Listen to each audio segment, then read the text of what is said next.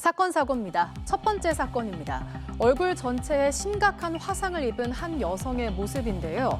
놀랍게도 이 사건의 가해자는 이 여성의 남편이었습니다. 40대 한국인 남편이 30대 태국인 아내의 얼굴에 끓는 물을 부어서 중화상을 입힌 사건이 알려져 공분이 일었죠. 남편은 결국 구속됐습니다. 자세한 내용은 임광빈 기자입니다. 눈과 입을 빼고 얼굴 전체를 붕대로 감싸고 있는 30대 태국인 여성. 지난 3일 정오 무렵 경기도 의정부시의 한 아파트에서 잠을 자다 얼굴에 화상을 입었습니다. 지난해 결혼한 40대 한국인 남편이 커피포트로 끓인 물을 얼굴에 부은 겁니다. 남편은 아내를 서울 성동구의 한 화상 전문 병원으로 데려갔는데 폭행을 의심한 병원 측의 신고로 경찰에 붙잡혔습니다.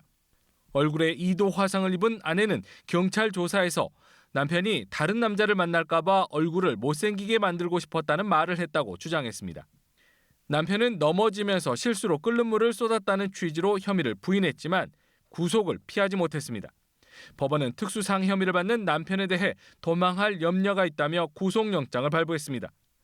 모자와 마스크로 얼굴을 가린 채 구속 전 피의자 신문을 받기 위해 법원에 나온 남편은 취재진의 질문에 아무런 답을 하지 않았습니다. 아내에게 왜 그런 겁니까? 피해자에게 하실 말씀은 없으십니까? 아내는 사건 직후 태국인 지인의 사회관계망 서비스를 통해 피해 사실을 알렸고 태국 현지 언론에도 보도되며 공분을 사고 있습니다. 연합뉴스TV 임광빈입니다. 놀이터에 중학생들이 모여 있습니다. 한 학생이 동급생을 때리더니 무릎을 꿇립니다.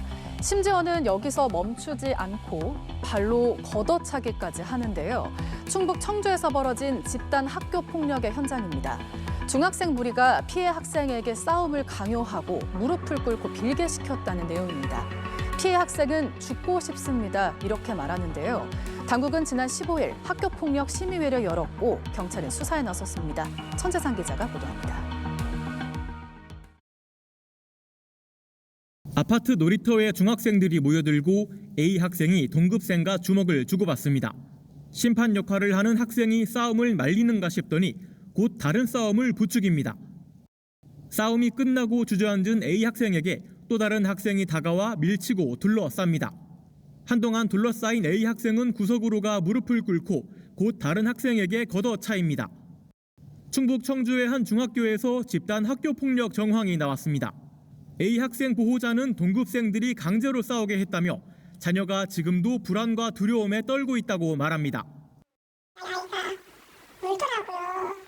죽고 싶습니다 하는 표현을 써서 저도 깜짝 놀라서 아이를 봤어요. 그랬더니 아이가 죽고 싶습니다. 너무 힘듭니다. 많은 사람들이 저한테 손가락질을 하고. A 학생 보호자는 해당 학교에 이 사실을 알리고 주동자 등을 경찰에 신고했습니다.